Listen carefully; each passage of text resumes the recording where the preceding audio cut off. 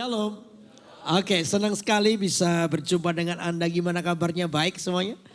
Luar biasa ya. Oke, nah saudara, sebelum kita mendengarkan firman Tuhan, saya akan berikan pengumuman bahwa nanti di bulan Maret kita akan bersama-sama pindah dari gedung ini.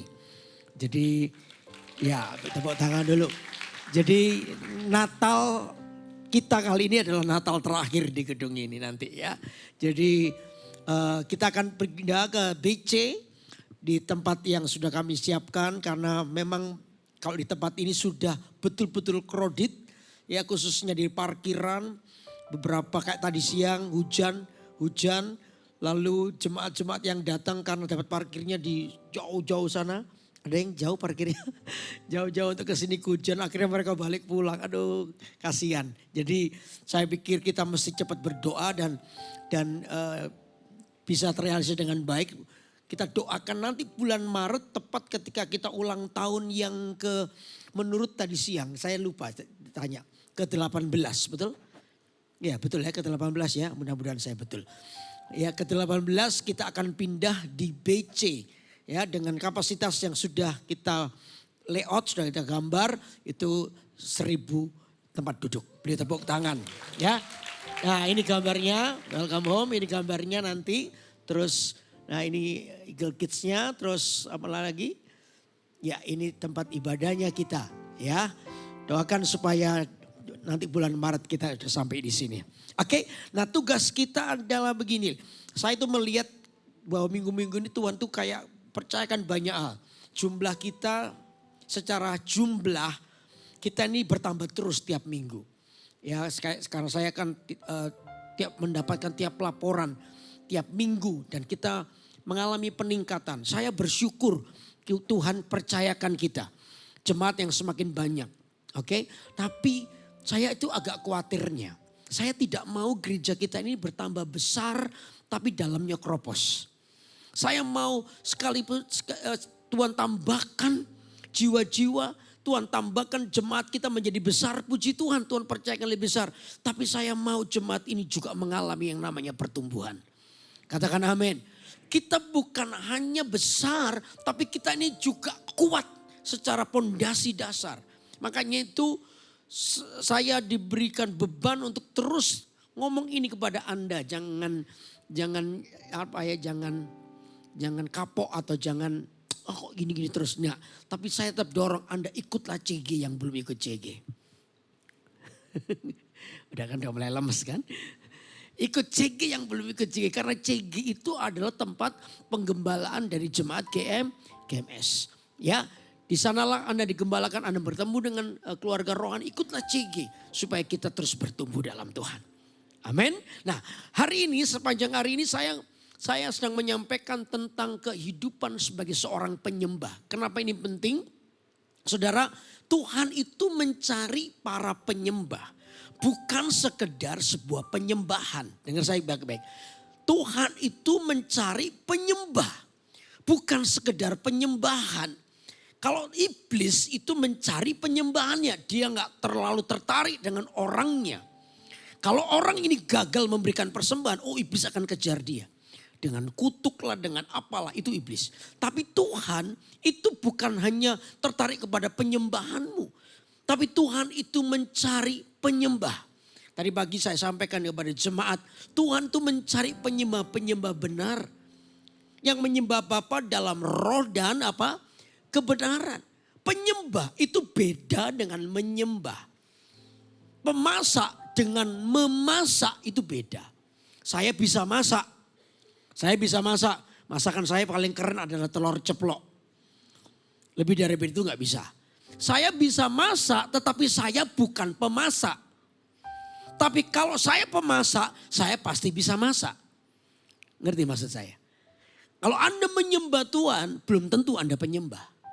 Tapi kalau Anda penyembah, pasti Anda menyembah. Bingung? Ngerti omongan saya? Kalau Anda penyembah, pasti Anda adalah orang yang menyembah. Yang Tuhan cari itu penyembah. Yang menyembah dalam roh dan kebenaran. Tadi pagi makanya saya sudah ini membangun kehidupan seorang penyembah. Yang kedua, Tadi ibadat kuasa dalam pujian dan penyembahan. Nah sekarang saya akan sampaikan tentang pembawa hadirat Tuhan. Ya, orang yang suka untuk tinggal di hadirat Tuhan. Nah mari kita coba lihat Alkitab kita. Ya, di dalam 1 Samuel pasal 16 ayat 18. 1 Samuel pasal 16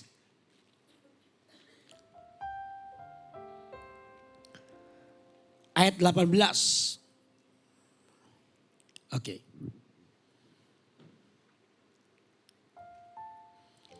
Kan saya bacakan buat saudara. 1 Samuel pasal 16 ayat 18. Lalu jawab salah seorang hamba itu, katanya, sesungguhnya aku telah melihat salah seorang anak laki-laki Isai, orang Bethlehem itu yang pandai main kecapi. Ia seorang pahlawan yang gagah perkasa, seorang prajurit yang pandai bicara, elok perawakannya dan apa? Tuhan menyertai dia. Saudara, suatu saat Saul itu kerasukan setan. Lalu dia mencoba untuk mencari seorang ahli yang bisa melepaskannya. Nggak ada yang bisa. Tapi tiba salah satu hamba daripada Saul melihat, berkata begini, aku ini pernah melihat, nggak kenal sih, pernah melihat seorang anak laki-laki Isai. Ya, seorang yang pandai main kecapi, seorang yang pandai bicara, seorang yang perawakannya gagah, seorang prajurit yang pandai bicara, seorang pahlawan yang gagah perkasa, elok perawakannya. Dan ini yang membuat perlu digarisbawahi, orang ini melihat Tuhan menyertai dia. Dari mana coba? Saya percaya apa yang membedakan kita dengan dunia itu adalah satu nih, hadirat Tuhan. Katakan amin. Halo amin. Mungkin orang gak tahu kita. Tapi tiap kali ketemu dengan kita, lalu kita ada di situ. Lalu orang gini, kamu ini kok menyenangkan ya. Kamu ini kayak, lihat kamu tuh aku senang gitu loh. Di tengah-tengah semua kekacauan, semua yang ada, kamu tuh bisa tenang, murah senyum, mudah mengampuni. Orang mungkin gak tahu hadirat Tuhan itu apa, tapi mereka bisa merasakan bahwa kehadiranmu itu membawa damai. Halo amin. Kehadiranmu itu membawa satu dampak yang luar biasa. Di dalam diri Anda ini mengalir yang namanya kerajaan Tuhan. Dan orang bisa senang bergaul dengan Anda. Atau tiap kali ada Anda itu kayak menyenangkan begitu. Kehadiranmu itu membawa terang, katakan amin. Kehadiran kita itu membawa terang di sekitar kita. Di tengah-tengah tadi Saul mengalami masalah. Ketika jawaban tidak datang dari mana-mana, tiba-tiba jawaban itu datang dari orang ini. Hidup kita itu, percayalah Tuhan, ketika Tuhan mengurapi Anda, hidupmu itu pasti jadi jawaban bagi orang lain. Katakan amin. Hidupmu itu jadi berkat bagi orang lain. Hidupmu itu menjadi inspirasi bagi orang lain. Nah untuk itu saya sebut hidup yang seperti ini adalah sebuah hidup yang membawa hadirat Tuhan. Waktu itu Daud di tengah-tengah kesulitan yang dialami Saul. Daud tiba-tiba tampil sebagai jawaban. Saya percaya anak-anak Tuhan harus menjadi jawaban bagi orang lain. Katakan amin. Anak Tuhan harus menjadi jawaban bagi orang lain. Nah sekarang apa yang membuat kita bisa menjadi jawaban bagi orang lain itu apa? Yang pertama adalah ini. Bagi mereka yang selalu merindukan hadirat Tuhan. Saudara, untuk bisa menjadi terang, menjadi pembawa hadirat Tuhan, maka yang pertama ini harus ada dalam diri kita. Anda harus menjadi orang yang merindukan hadirat Tuhan. Karena hadirat Tuhan itu akan menjadi penerang dalam hidup kita. Katakan amin. Kita tidak akan pernah bisa menjadi jawaban pada orang lain kalau hidup kita juga di dalam gelap. Gak mungkin. Terang itu akan menjadi terang di dalam gelap.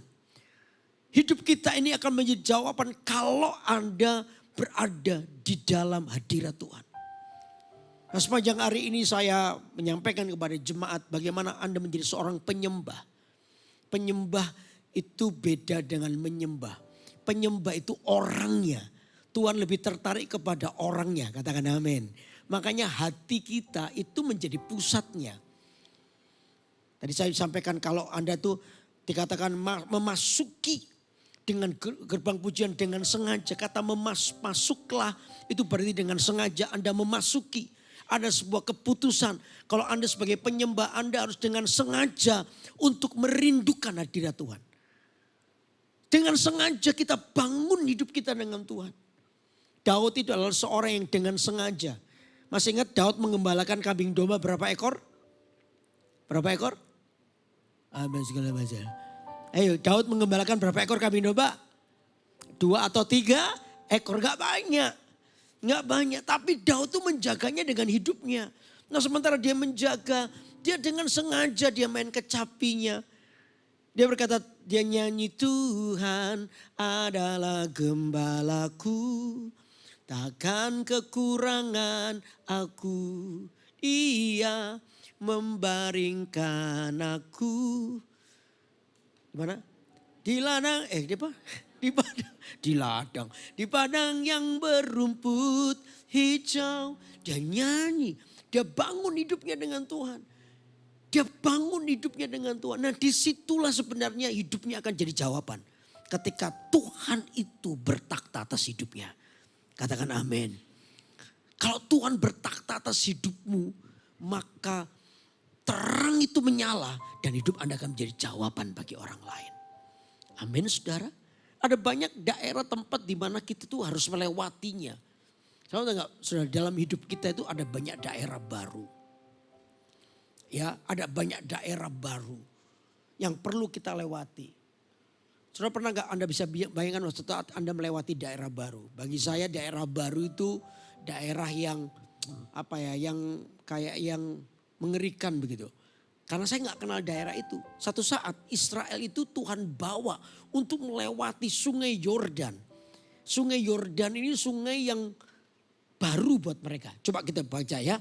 Di Yosua pasal 3 coba. Yosua pasal 3. Yosua pasal 3.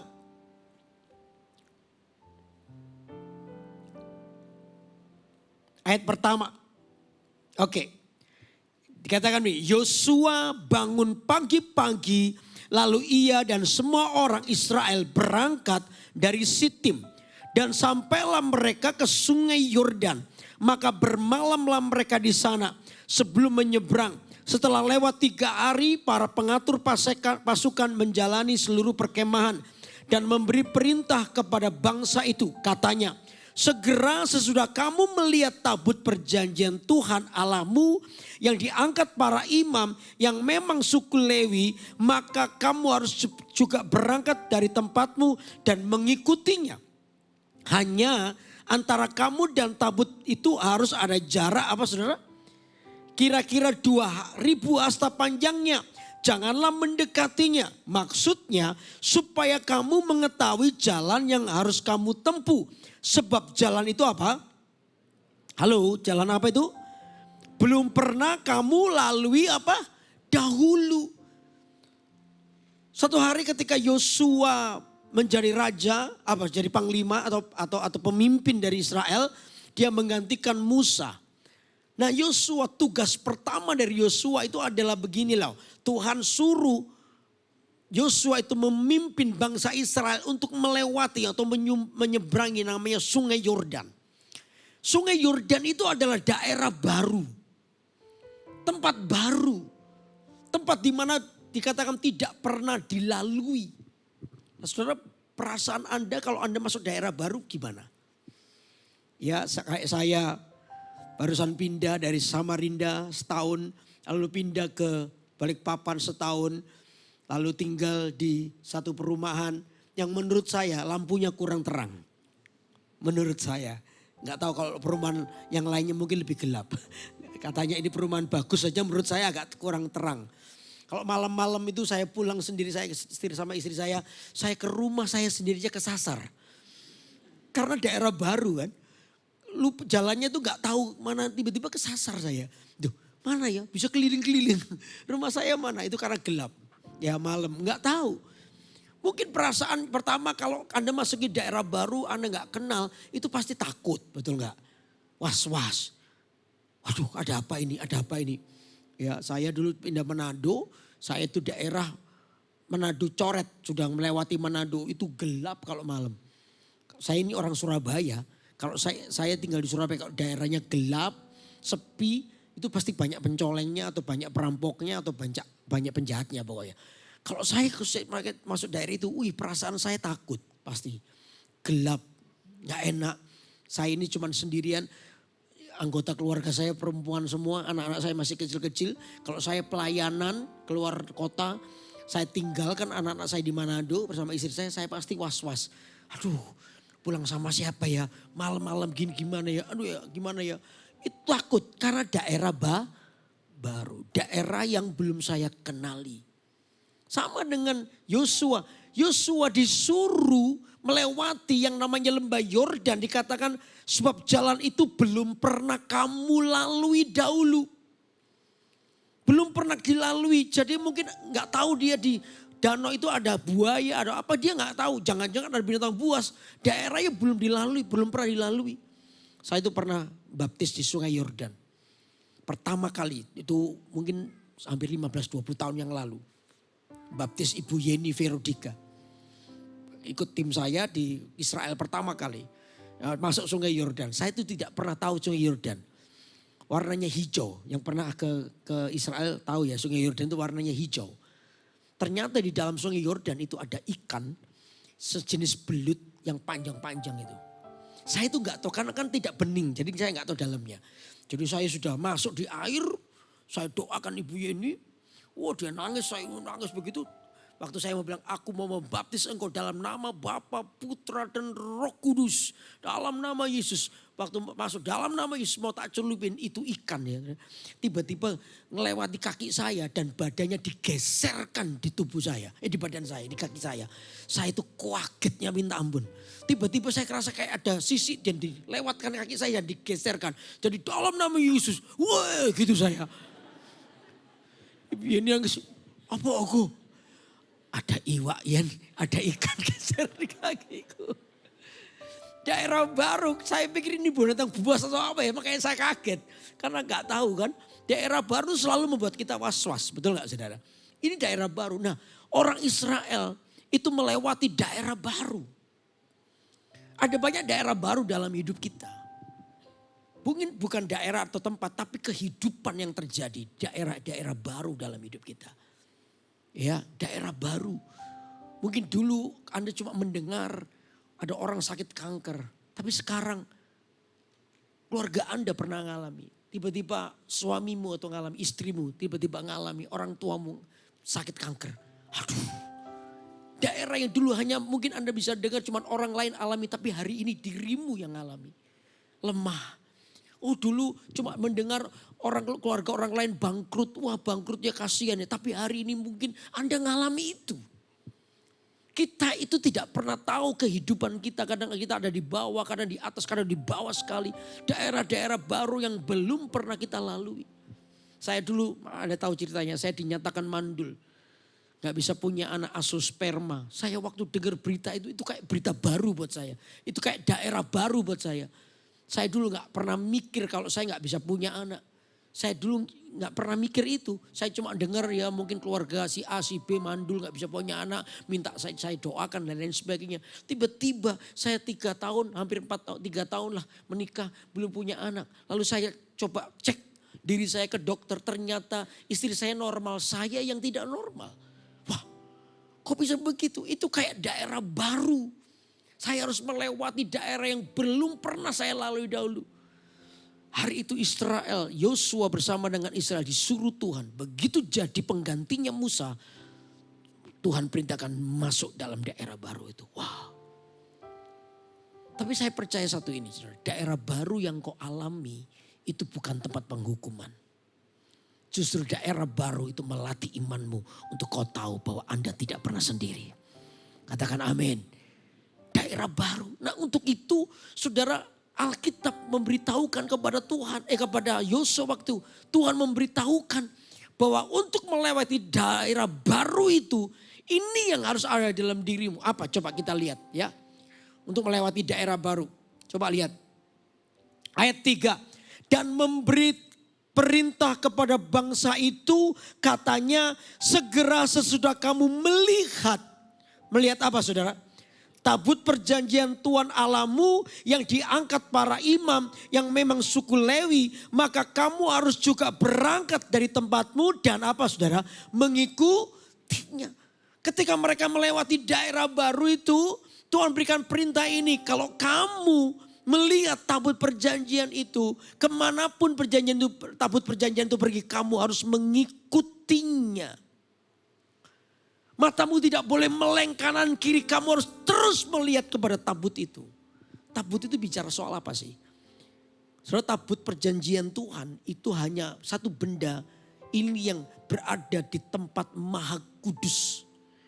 Tabut perjanjian di dalam Alkitab itu selalu berbicara tentang kehadiran Tuhan. Tabut perjanjian itu bicara soal kehadiran Tuhan. Bicara soal hadirat Tuhan. Kalau Anda mau melewati daerah barumu dengan baik, mata kita harus terus kepada tabut perjanjian atau kepada hadirat Tuhan itu. Katakan amin.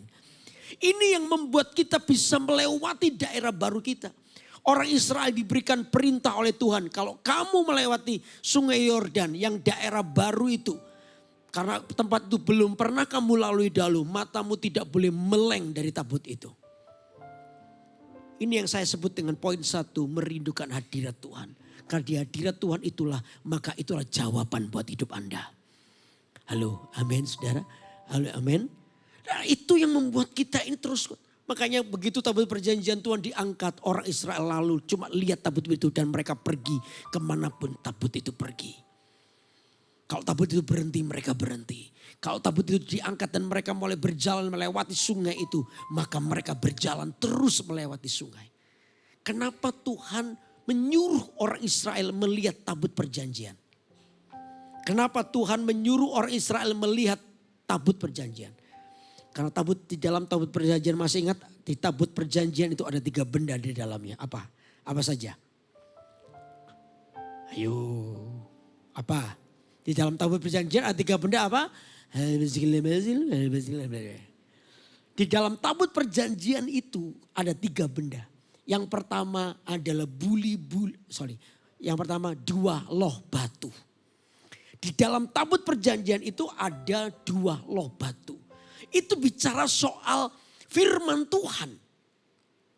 Jadi di dalam hadirat Tuhan itulah maka Anda akan bertemu dengan firman Tuhan. Katakan amin. Waktu Anda melihat tabut perjanjian sama dengan Anda sedang melihat kepada 2 loh batu. Firman Tuhan. Dan firman Tuhan itu yang akan membangkitkan semangat atau membangkitkan iman kita. Katakan amin. Makanya di hadirat Tuhan imanmu itu bangkit. Anda akan bangkit karena apa? Karena firman Allah itu yang membangkitkan diri Anda. Firman Allah itu yang menguatkan hidup Anda.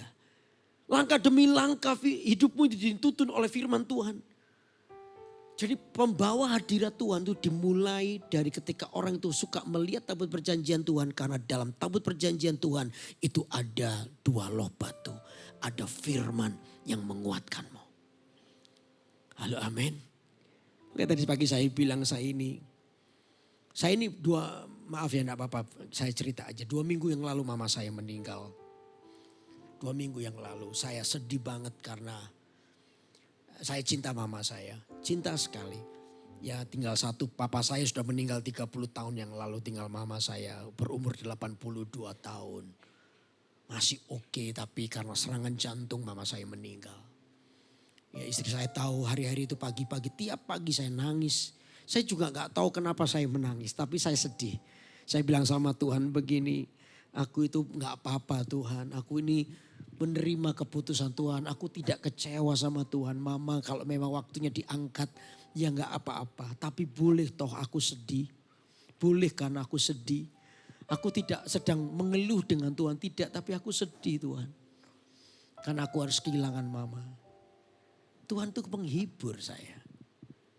Dia berikan kekuatan buat hidup saya. Dia selalu bilang mamamu sudah bahagia bersama aku Yudi. Tugas mamamu sudah selesai. Kamu tidak boleh dalam keadaan seperti ini terus. Ayo cepat pulang Balikpapan. GMS Balikpapan nunggu kamu. Ya sedih-sedih 2 hari cukup, setelah itu perang lagi. Gak apa-apa. Tuhan kasih kekuatan. Di hadirat Tuhan itulah saya bertemu dengan firman. Firman Allah itu terus mengatakan buat saya bahwa tidak ada rancangan yang buruk dari Tuhan. Yang Tuhan rancangan dalam hidupku itu adalah yang terbaik. Katakan amin. Halo amin. Dan itu terus ada dalam hidup saya. Di hadirat Tuhan itulah kekuatanku diperbarui. Katakan amin. Di dalam hadirat Tuhan itulah hidupku diperbarui, imanku dibangkitkan. Karena apa? Aku berjumpa dengan perkataan Tuhan. Itu yang membuat aku tetap kuat. Harus melewati lembah atau daerah baru yang belum pernah aku lalui. Di sana mungkin aku takut, mungkin aku khawatir, mungkin aku kecewa, mungkin aku putus asa karena daerah itu kok bisa menekan hidupku. Tapi tiap kali aku melihat kepada tabut perjanjian, di situ ada 2 loh batu firman Allah yang menguatkan hatiku. Aku tidak meleng ke kanan ke kiri karena kecewa, aku tidak ke sana kemari, enggak, aku tetap melihat kepada tabut perjanjian itu. Karena di situ ada 2 loh batu yang menguatkan hatiku. Halo amin. Lalu benda yang kedua apa? Masih ingat kedua apa? Pertama 2 loh batu. Yang kedua adalah buli-buli berisi mana. Buli-buli berisi mana itu ada di tabut perjanjian. Buli-buli berisi mana itu bicara soal gini loh. Tuhan itu memelihara orang Israel dengan mana. Tiap pagi Tuhan kasih mana. Artinya saudara di lembah baru, di jalan yang baru, di daerah yang baru, percayalah Tuhan masih memelihara hidup Anda. Katakan amin. Mungkin hari ini Anda bangkrut. Aduh Tuhan, ini daerah baru buat aku. Kenapa? Percayalah Tuhan tuh memelihara hidupmu. Dia setia. Setiap pagi dia kasih mana sama Israel. Tiap pagi. Bapak saya meninggal 30 tahun yang lalu. Saya khawatir dengan kehidupan mama saya karena papa itu satu-satunya yang menghasilkan keuangan di rumah saya. Saya bertiga, saya Koko sama Cece itu masih kuliah semua. Sedangkan mama saya itu ibu rumah tangga.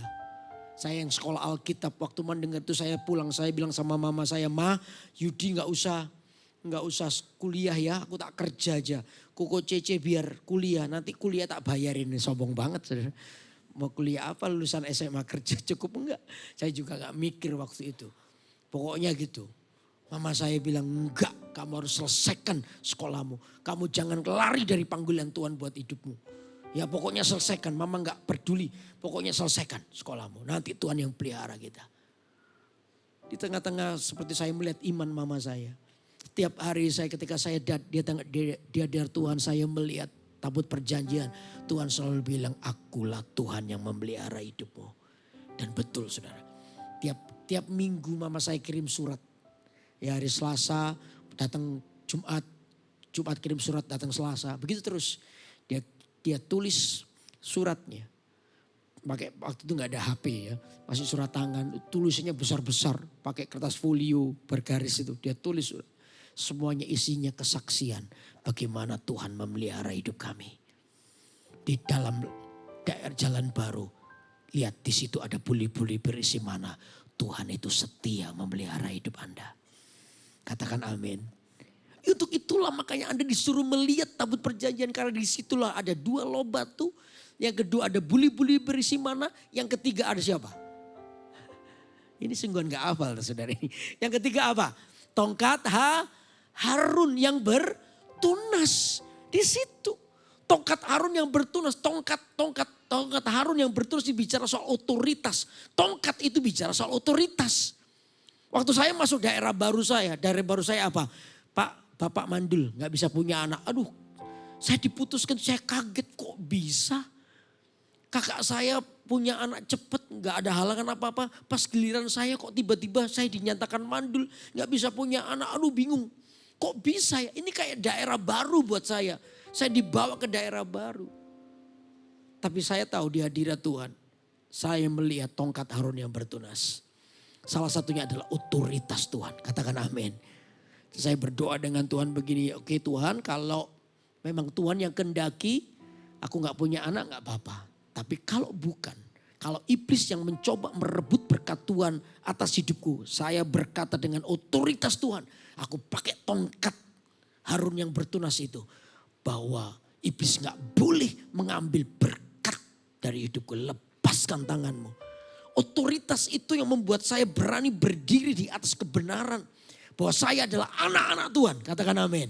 Saya ini bukan anak-anak gampang. Saya ini anak-anak Tuhan yang punya otoritas. Apa yang aku ucapkan di bumi akan apa yang aku lepaskan di bumi akan terlepas di surga. Apa yang aku ikat di bumi akan terlepas di surga. Itu firman Tuhan. Aku bicara atas otoritas Allah. Dan aku berkata dengan iman. Bahwa iblis lepaskan tanganmu. Bahwa anak itu akan lahir. Dan betul. Saudara, setelah itu istri saya kedapatan hamil. Bukan 1, 2 lagi sekarang. Setelah 2 saya dilarang istri saya. Jangan ngomong beriman lagi ya. Kalau kamu ngomong 5 kali anakmu bisa 5 nanti. Oke, saya hari ini berkata saya tidak beriman punya anak. Ya cukup 2 aja. Udah, otoritas itu di situ. Itu di mana Anda dapatkan? Di dalam hadirat Tuhan. Makanya penting untuk merindukan hadirat Tuhan. Karena di situ Anda akan melihat tabut perjanjian. Dan di dalam tabut perjanjian itu ada tadi namanya yang pertama apa? Apa? 2 loh batu bicara soal firman Tuhan. Iman kita bangkit karena mendengarkan firman Tuhan. Amin. Lalu yang kedua apa? Buli-buli berisi mana? Bicara soal pemeliharaan Tuhan. Yang ketiga apa? Tongkat Harun yang bertunas itu bicara soal otoritas. Nah kalau Anda tahu 3 ini, itu di hadirat Tuhan, maka Anda akan terus tinggal di hadirat Tuhan. Maka Anda bisa melewati daerah barumu dengan kemenangan. Dan hidupmu akan menjadi terang bagi orang lain. Halo amin. Nah pembawa hadirat Tuhan itu di sini. Anda adalah orang yang setia.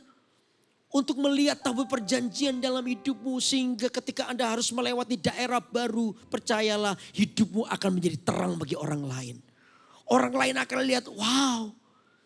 Gitu ya responmu ketika mengalami masalah. Kamu kok bisa tenang. Ternyata kamu melihat buli-buli. 2 loh batu. Buli-buli berisi mana. Dan ketika tongkat Harunnya bertunas. Itu yang membuat Anda tetap kuat dalam Tuhan. Katakan amin.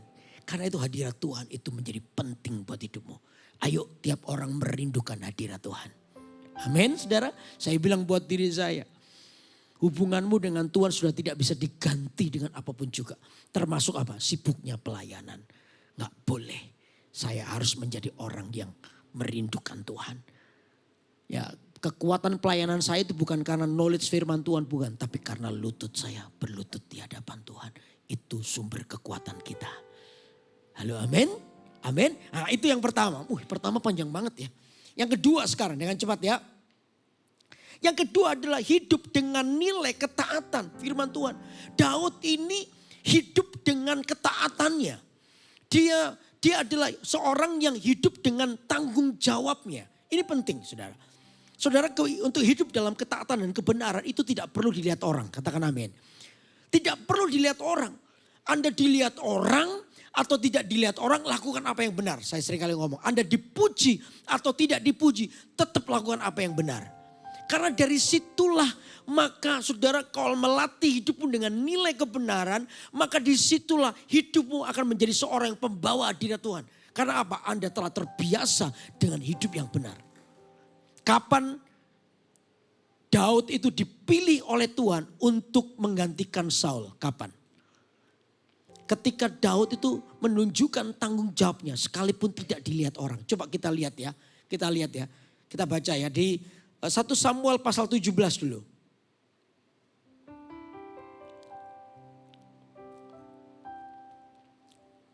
1 Samuel pasal 17 ayat 34.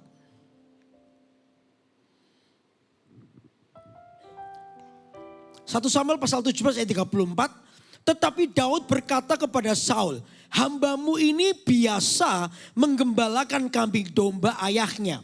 Apabila datang singa atau beruang yang menerkam seekor domba dari kawanannya, maka aku mengejarnya, menghajarnya dan melepaskan domba itu dari mulutnya. Kemudian apabila ia berdiri menyerang aku, maka aku menangkap janggutnya lalu menghajarnya dan apa? Membunuhnya. Baik singa maupun beruang telah dihajar oleh hambamu ini. Dan orang Filistin yang tidak bersunat itu, ia akan sama seperti salah satu daripada binatang itu. Karena ia telah mencemooh barisan daripada Allah yang hidup. Daud itu mengisahkan, kalau satu dari domba yang aku jaga ini diambil oleh binatang buas, singa itu. Aku akan mengejar singa itu. Dan mengambil dombanya. Kalau singa itu mengamuk, berdiri mau menyerang aku hambamu ini akan menghajarnya. Anda pernah berkelahi sama singa atau harimau? Coba angkat tangannya yang pernah berkelahi sama singa harimau, biar saya foto sebentar. Nggak gampang. Tapi Daud melakukannya. Apakah ketika Daud melakukannya itu tunggu dilihat orang? Di secret place, di tempat yang tersembunyi itu. Daud melakukan apa yang benar, katakan amin. Dia nggak perlu dipuji orang. Dia nggak perlu dilihat orang. Dia nggak perlu untuk tunggu orang lain lihat. Nggak perlu. Makanya tadi saya bilang dilihat orang atau tidak dilihat orang. Dipuji orang atau tidak dipuji orang. Tetap lakukan apa yang benar. Mata Tuhan untuk melihatnya. Amin saudara. Kehidupan seorang worshiper, penyembah itu begitu. Orang yang tidak lagi repot membangun reputasinya. Enggak. Orang ini repot membangun kebenaran dalam batinnya. Kalau Anda dikenal jujur, memang kita jujur. Bukan pura-pura jujur. Halo. Anda dikenal baik, memang Anda baik. Bukan karena pura-pura baik. Karena ada orang melihat. Daud itu melakukannya di tempat yang tersembunyi sebuah kejujuran, ketaatannya. Saya percaya hari itu ketika Tuhan melihat itu sikap Daud kepada komitmen kepada kebenaran. Saat itulah Tuhan bilang mungkin ini orang ini penggantikan Saul. Karena aku melihat dia melakukan bagiannya dengan baik. Saya percaya kalau Anda belajar melakukan bagianmu dengan baik. Anda adalah seorang pembawa hadirat Tuhan. Orang lain akan lihat, wow, Tuhan itu hidup dalam hidupmu. Susah untuk mengalahkan orang jujur di hadapan Tuhan. Halo amin. Pembelanya itu siapa? Pembelanya Tuhan. Tuhan jadi pembela hidupnya. Susah untuk mengalahkan orang yang mengandalkan Tuhan. Kenapa? Tuhan jadi pembelanya. Udahlah saudara, jangan takut untuk hidup jujur di hadapan Tuhan. Sebab dari situlah Anda akan melihat pertolongan dari Tuhan buat Anda. Daud itu melakukannya. Dia melakukan itu. Sehingga di dalam hidupnya orang lain lihat. Aku melihat Tuhan menyertai dia. Kejujuran kebaikan yang dari hatimu dari hati yang tulus. Itu yang membawamu kepada kemenangan bersama dengan Tuhan. Saya dulu punya mimpi. Sejak kecil saya punya mimpi. Saya pingin setelah saya bertobat sungguh-sungguh. Saya pingin jadi pendeta saudara. Saya pingin jadi pendeta. Tapi kan saya pikir pendeta ya harus pinter. Betul gak saudara? Ya saya harus kuliah. Tapi saya gak ada duit untuk kuliah. Papa saya sopir bimo. Tidak bisa membiayai saya untuk kuliah. Akhirnya saya lulus SMA. Sudah bertobat. Baru bertobat saya langsung masuk ke GMS. GMS ini untuk bekerja. Saya bekerja bukan jadi pendeta pelayan Tuhan. Enggak. Saya bekerja itu seperti seorang cleaning service di sini. Ya tugas saya adalah sekalipun saya bukan resmi itu. Tapi tugas saya itu kayak setrikain baju yang pendeta. Lalu kalau pernah nguras baptisan air. Nyapu bersihin kantornya pendetanya. Ya nyedotin debu-debu, bukan nyedot, bukan gitu loh, bukan. Tapi vacuum cleaner. Makanya saya gemuk, nyedotin debu terus. Enggak, vacuum cleaner gitu. Itu tugas saya. Saya enggak pernah mikir atau nanti mungkin jauh ya jadi hamba Tuhan, jadi pendeta, khotbah begini. Waduh, itu kayak jauh gitu loh. Saya enggak berani bayangin karena saya betul-betul dari nol yang tidak tahu apa-apa. Tapi saya melakukan apa yang benar. Saya ingat satu peristiwa, satu hari ketika saya kerja, teman saya itu kan saya bertiga yang pembersih-pembersih gereja. Ini teman saya karena pendetanya lagi pergi. Ini 2 orang teman saya itu main pingpong jam 8 pagi. Itu kan waktunya bekerja kan. Saya datang itu saya bilang, woi ayo kerja di sini ini. Tenang yud, santai yud. Bosnya lagi pergi. Mereka main pingpong. Saya enggak lah. Aku nih bekerja bukan hanya ada pemimpin. No. Saya mau bekerja karena itu tugas saya. Ada pemimpin atau enggak ada pemimpin, saya mau kerja. Itu prinsip hidup saya. Udah, saya kerja seperti biasa. Enggak ada orang lain tahu, enggak dipuji juga. Karena memang itu pekerjaan saya kok. Enggak ada yang muji, enggak ada yang apa. Sudah bekerja biasa aja. Juga enggak pernah mengharapkan pujian. Tapi saya percaya komitmenmu kepada apa yang benar, komitmen kepada apa yang baik itu tidak pernah luput dari mata Tuhan. Katakan amin. Tuhan itu mengingatnya sampai satu hari saya nggak tahu gimana tiba-tiba gembala sidang saya datangi saya dengan dia mau sekolah lagi enggak. Saya bilang dia kalau memang ada kesempatan ya sekolah mau. Coba pelajari brosur ini saya pelajari. Saya pikir saya mau dikirim ke kota mana sekolah lagi. Ternyata saya dikirim ke satu negara untuk belajar. Saya bilang why me? Kenapa kok aku? Di atas aku ini banyak yang jago-jago, yang mimpin pujian, yang pelayanan langsung. Tapi kok kenapa aku yang setrikain baju, yang nyedotin tadi debu. Itu yang dipilih sampai hari ini saya nggak ngerti. Tapi saya tahu cuma satu ini. Tuhan sangat dipengaruhi oleh sebuah kebenaran dan tanggung jawab. Katakan amin. Dia melihat di tempat yang tersembunyi. Tuhan melihat itu tanggung jawab ketika Anda setia kepada sebuah ketaatan sekalipun tidak dipuji orang. Lihat Tuhan melihatnya. Kan tuh kalau Anda hari ini berusaha untuk hidup benar. Saya percaya tidak akan pernah sia-sia. Karena mata Tuhan melihatnya. Katakan amin. Halo amin. Itu yang terjadi. Pulang dari sekolah saya diberi tanggung jawab pelayanan ini saya kerjakan terus meningkat sampai hari ini saya menjadi gembala regional Kalimantan, gembala lokal Anda. Siapa sangka yang dulu setrikain baju tiba-tiba hari ini jadi gembala. Memiliki tanggung jawab yang lebih besar. Tapi jangan takut, ternyata gembalaku gak kuliah. Enggak. Setelah itu saya kuliah. Setelah saya punya uang saya kuliah. Saya sudah selesaikan S1 saya dan saya kemarin bulan Mei tahun lalu saya sudah selesaikan S2 saya. Saya sudah master teologi sekarang. Jadi tenang, gembala Anda tetap kuliah. Iya kan? Tetap kuliah, tetap sekolah. Nah, di sini kita bisa lihat yang saya mau ceritakan adalah setialah kepada apa yang benar. Disitulah hidupmu akan menjadi pembawa hadirat Tuhan. Katakan amin. Hidupmu akan jadi jawaban buat orang lain. Amin. Yang ketiga yang terakhir. Coba yang ketiga yang terakhir. Memiliki hidup yang selalu menjadi jawaban bagi orang lain. Nah ini yang saya ulangi tadi. Saudara pembawa hadirat Tuhan itu apa? Hidupmu itu menjadi jawaban bagi orang lain. Daud itu ketika Saul mengalami serangan dari roh jahat. Gak ada yang bisa memulihkan dia. Cuman satu, Daud. Ketika Daud main kecapi, roh jahat yang ada di dalam diri Saul pergi. Hidupnya jadi jawaban bagi orang lain. Saya percaya Tuhan ingin hidup Anda menjadi jawaban bagi orang lain. Katakan amin. Satu hari teman saya ini waktu SMA ya baru bertobat. Ya sebelum mau lulus itu saya ini dimusuhi teman-teman saya. Gara-gara saya tidak pernah kasih contekan sama mereka. Dulu saya suka kasih contekan.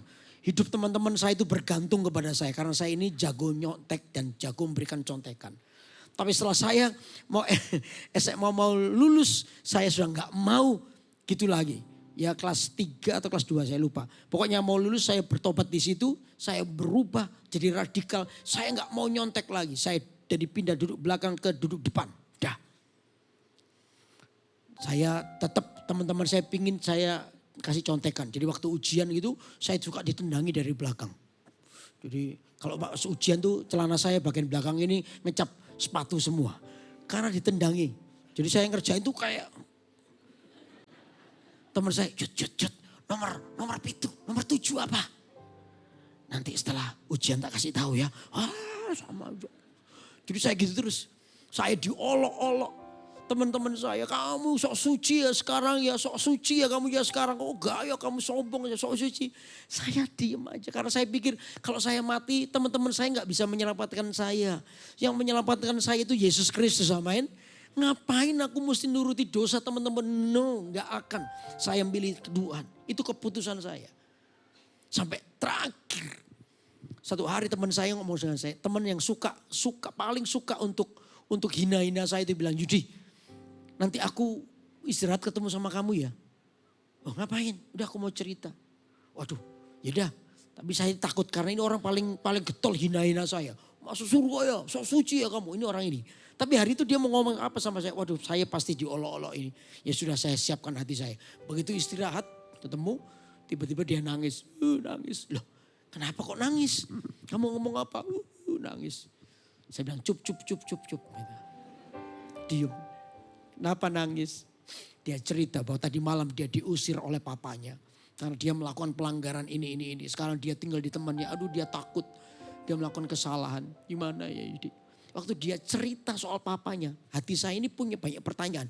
Why kamu cerita dengan saya? Yang selama ini kamu anggap aku ini manusia aneh. Yang gak mau nuruti dosa kalian. Kenapa kok sekarang mau cerita sama aku? Ya kenapa kok gak cerita sama teman si A, si B yang sama-sama nakalnya sama kamu? Akhirnya saya gak tahan saudara. Saya gak tahan karena itu akhirnya saya tanya. Kenapa kamu cerita sama aku? Gak cerita sama si A teman kita yang sama-sama nakalnya sama kamu. Oh ya itu juga kepahitan sama papanya. Kalau sama kita saya pahit pasti nasihatnya pasti begini. Yuk kita racun sama-sama yuk papa kita yuk gitu pasti. Pasti nasihatnya kita racun sama-sama papa gitu kan. Kalau kamu kan enggak, pasti enggak. Aku lihat tuh kamu berbeda sekarang. Berbeda apa? Ya berbeda yang jauh lebih baik. Sekarang kamu sudah gak mau nyontek lagi. Udah gak mau lagi, gak mau ini lagi. Ada yang berbeda di kamu, ada yang berubah di kamu. Nah, itu waktu kesempatan saya beritakan Injil kepada dia. Saya bilang, Yesus yang mengubah hatiku. Yesus yang mengubah hidupku. Hidup Anda di tengah-tengah cercaan, di tengah-tengah hinaan, percayalah hidup yang benar itu pasti jadi jawaban buat orang lain. Katakan amin. Orang lain tuh lihat, wow beda loh orang ini. Beda loh. Kok bisa ya beda? Iya. Sekalipun bagi mereka kamu aneh, kamu itu gak keren gitu loh. Ya kurang keren lah kenapa gitu. Saya ini barusan cerita lain ya, apa-apa ya agak telat dikit ya. Kemarin cerita barusan bukan barusan agak lama lah. Itu reuni SMP. Teman saya ngajak, ayo reuni SMP. Ya udahlah saya izin sama istri saya, bolehlah datang. Udah datang. Ketemu sama teman cowok saya, teman cowok saya. Ketemu dengan teman saya cowok gitu lah. Masih bukan ketemu dengan cowok saya. Saya gak punya cowok, benci aku.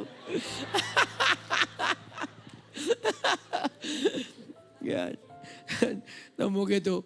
Wah teman SMP, waduh senang ketemu. Ya, apa itu? Setelah dia tanya, Yud aku dengar kamu jadi pendeta ya? Iya. Aduh kenapa kamu jadi pendeta? Pendeta tuh hebatnya apa? Enggak hebat. Nanti kalau kamu sudah tua jadi pendeta. Kalau sekarang jangan. Ini dunia masih nikmat ini. Ayo jangan begitu dong. Saya diem aja. Teman saya itu kayak, karena teman bangku dulu. Saya tanya sama dia. Dia tanya, anakmu berapa sekarang? 2. Kamu? Ya anakku 3. Tapi nomor 1 semua. Anda tahu? Anaknya 3 nomor 1 semua. Berarti berapa? Hah? Istrinya 3. Wah waktu dengar itu teman-teman yang lain bangga. Wah ya gitu laki-laki hebat. Hebat laki-laki gitu ya gitu laki-laki ya gitu. Istrinya gak bisa 1, 2, 3 itu hebat laki-laki itu. Wah itu bagi orang dunia hebat. Semua teman saya ketawa. Pendeta yang gak ketawa. Tunggu tanggal mainnya. Udah waktu makan dia deketi saya. Yud kenapa kamu jadi pendeta? Pendeta itu gak bisa bebas, gak boleh ini, gak boleh itu, gak boleh ini. Pasti kamu udah gak kayak dulu lagi. Dulu yang ngajari aku dosa itu kamu loh. Kamu sekarang kenapa jadi begini? Terus diam, gak usah nyata-nyata masa lalu.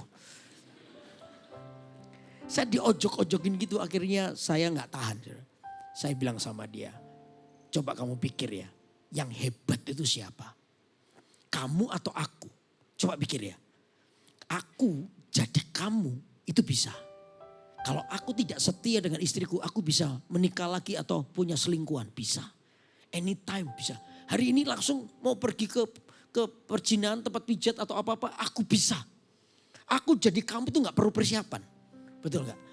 Untuk berdosa seperti kamu tuh gak perlu persiapan. Anytime aku bisa. Tapi aku tanya, kamu bisa gak kamu setia dengan satu istri seperti aku setia dengan istriku? Bisa gak? Ya gak bisa, makanya istriku 3. Nah itu.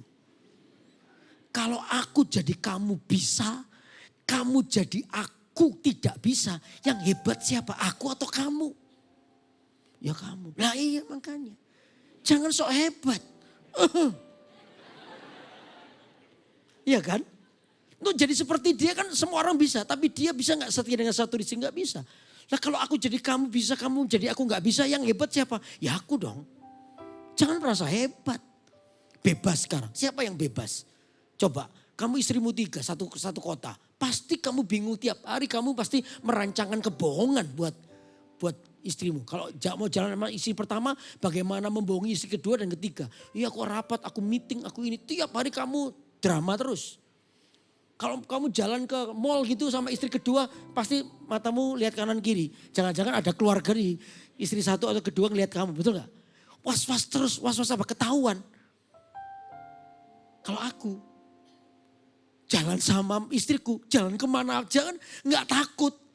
Ke mall kemana aku gak punya selingkuhan, aku gak punya musuh, aku gak punya apa. Kemanapun aku bebas, gak takut, gak was-was. Jadi aku mau tanya, kalau jadi kamu takut was-was, jadi aku tidak. Siapa yang lebih bebas, kamu atau aku? Ya kamu. Makanya itu jangan sombong. Halo amin. Saya mau bilang sama dia, justru kalau kamu jadi orang berdosa itu yang terikat. Itu yang tidak bebas, itu yang tidak merdeka. Dan kalau kamu jadi orang yang takut akan Tuhan, kamu akan mengalami kebebasan yang sesungguhnya. Beri tepuk tangan dong buat Allah kita. Makanya jangan sombong, saya bilang. Nangis dia. Di situ dia nangis, iya kamu benar. Ya, memang itu kebenarannya. Tidak bisa dibantah. Iya. Tas hari itu dia lagi mengalami masalah dengan istrinya. Dia minta didoakan karena keadaannya. Masalahnya itu dengan 3 istrinya. Sekarang dia pacaran kepada yang keempat. Ini kalau dengar teman-teman laki-laki yang lain dikatakan pasti lebih hebat lagi. Top. Tapi bagi pendeta no. Justru kamu menyengsarakan dirimu sendiri. Hidup dalam kebenaran itu kebebasan yang sesungguhnya. Katakan amin. Akhirnya dia melihat hidup saya. Ya enak ya jadi kamu. Nah kan baru ngomong sekarang. Baru enak jadi kayak saya. Tahu gak saudara? Kalau Anda hidup dalam nilai, hidupmu akan jadi berkat buat orang lain. Halo amin. Anda akan menjadi pembawa hadirat Tuhan dimanapun Anda berada. Hidupmu jadi berkat buat orang lain. Beri tepuk tangan buat Allah yang besar. Keluarkan 3 poinnya. Pembawa hadirat Tuhan itu apa? Yang 3 poin. 1, bagi yang merindukan hadirat Tuhan. Ayo ulangi. 1, 2, 3. Yang kedua, hidup dengan nilai ketaatan firman. Yang ketiga apa? Saya percaya kalau ini adalah kerinduan Anda, maka Anda akan bisa jadi ini. Pembawa hadirat Tuhan dalam hidupmu.